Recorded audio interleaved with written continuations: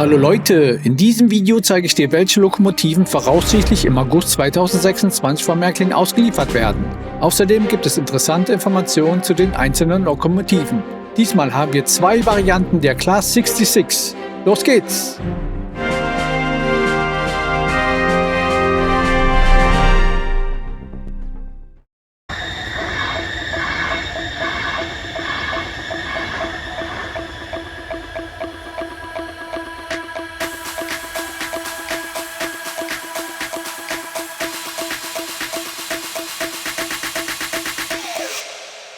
Hallo, ich heiße dich herzlich willkommen bei den Dachbodenmodellbahnern. Ich bin Ralf und ich zeige dir die Märklin H0 Neuheiten von August 2026.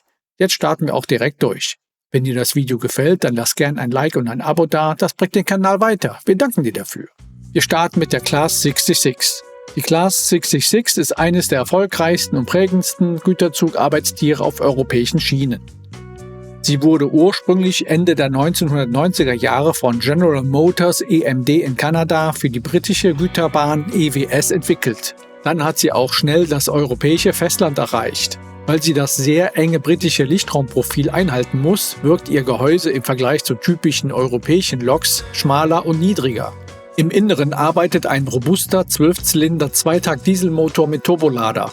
Der sonore, tiefe Klang beim Anfahren unter Last hat der Lokomotive eine riesige Fangemeinde eingebracht. In Großbritannien gaben Lokführer und Eisenbahner ihr schnell den Namen Shed, was für Gartenhaus und Schuppen steht.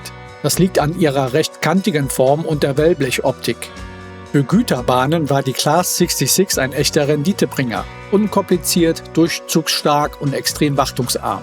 Bei den Lokführern war die erste Serie wegen der rudimentären Geräuschdämmung und des einfachen Kabinenkomforts anfangs allerdings gewöhnungsbedürftig.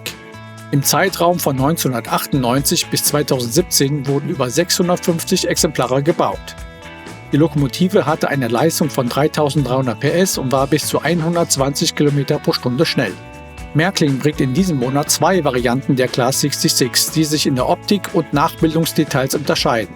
Die erste Variante zeigt die dieselelektrische Güterzuglokomotive Class 66 Heavy Haul Power International GmbH im Betriebszustand von 2020.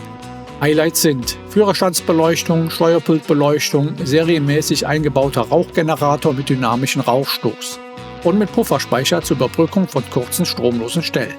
Verbaut ist ein geregelter Hochleistungsantrieb mit Schwungmasse zentral eingebaut. Die Achsen sind über Kardan angetrieben.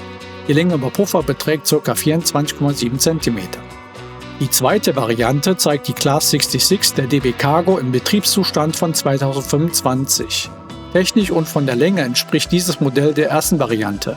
Zusätzlich besitzt diese Variante die Nachbildung der Rückspiegel und der Entkupplungshilfe. Mir persönlich gefällt die erste Variante optisch besser, aber das ist Geschmackssache. Ich tue mich was schwer mit dem Rauchgenerator bei einer Diesellokomotive. Darauf könnte ich persönlich verzichten. Wie findest du das? Jetzt geht es um die Elektrolokomotive der Reihe 1189 der österreichischen Bundesbahnen. Die 1189, besser bekannt als das österreichische Krokodil, gehört zu den bekanntesten Elektrolokomotiven der österreichischen Eisenbahngeschichte. Sie wurde in den 1920er Jahren speziell für den schweren Dienst auf den steilen, kurvenreichen Rampen der Arlbergbahn konstruiert. Diese Konstruktion bot klare Vorteile im Gebirge. Die beweglichen Vorbauten passten sich ideal den engen Radien der Gebirgsstrecken an. Dazu ließ sich die schwere elektrische Ausrüstung gut über die gesamten Lauf- und Treibachsen verteilen. Jahrzehntelang war die 1189 das Rückgrat des Personen- und Güterverkehrs im Arlberg. Erst mit dem Erscheinen modernerer Universallokomotiven wanderte sie schrittweise in den regionalen Güterzugdienst ab. Bis 1979 schieden die letzten Maschinen aus dem Regeldienst aus. Die Lokomotive hatte eine Leistung von 1700 Kilowatt und war bis zu 75 km pro Stunde schnell. Das Modell zeigt die Elektrolokomotive der Reihe 1189 österreichisches Krokodil in tannengrüner Grundfarbgebung im Betriebszustand Mitte/Ende der 1970er Jahre. Highlights sind neue Lokbetriebsnummer 1189.08, Führerstands- und Maschinenraumbeleuchtung. Ein Pufferspeicher wird nicht erwähnt. Verbaut ist ein zentraler, geregelter Hochleistungsantrieb mit Schwungmasse.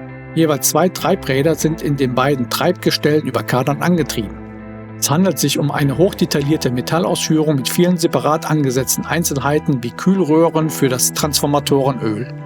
Der befahrbare Mindestradius beträgt 360 mm.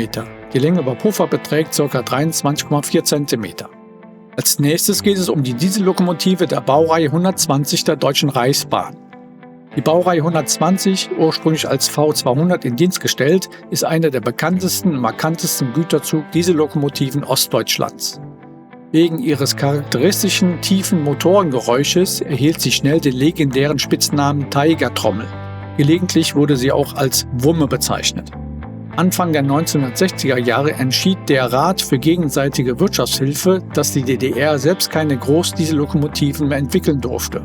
Die Produktion von leistungsstarken Streckenlokomotiven wurde der Sowjetunion übertragen. Die Sowjetunion lieferte ab 1966 insgesamt 378 Exemplare der V200 an die Deutsche Reichsbahn. Das prägendste Merkmal der ersten Liefergruppen war der fehlende Schalldämpfer. Ein 12-Zylinder-Zweitakt-Dieselmotor mit 2000 PS Treibstoffleistung. Unter Volllast erzeugte der Motor ohne Schalldämpfer niederfrequente Schallwellen, die kilometerweit zu hören waren und in angrenzenden Häusern die Scheiben klappern ließen. Aufgrund massiver Beschwerden der Bevölkerung und Gefahren für die Gehörgesundheit des Personals rüstete das RAW Meiningen ab 1970 schrittweise Meiningen-Schalldämpfer auf die Dächer nach. Die Lokomotive war bis zu 100 km pro Stunde schnell. Das Modell zeigt die Diesellokomotive der Baureihe 120 der Deutschen Reichsbahn in der Ausführung mit Schalldämpfer sowjetischer Bauart im Betriebszustand von 1973. Highlights sind Pufferhöhe nach NEM, Fahrgestell und Aufbau der Lokomotive weitgehend aus Metall, seitlich angesetzte Griffstangen aus Metall, Führerstandsbeleuchtung, Maschinenraumbeleuchtung, aufwendig gestaltete Drehgestelle. Ein Pufferspeicher wird nicht erwähnt. Verbaut ist ein zentraler geregelter Hochleistungsantrieb. Jeweils 2 Achsen sind in jedem Drehgestell über Kardan angetrieben. Die Frontschürzen sind gegen geschlossene Frontschürzen austauschbar. Die Länge über Puffer beträgt ca. 20,2 cm. So, das war's mit diesem Neuheitenvideo von August 26. Ich hoffe, dass dir das Video gefallen hat. Mach's gut, dein Kanal Die Dachbodenmodellbahner.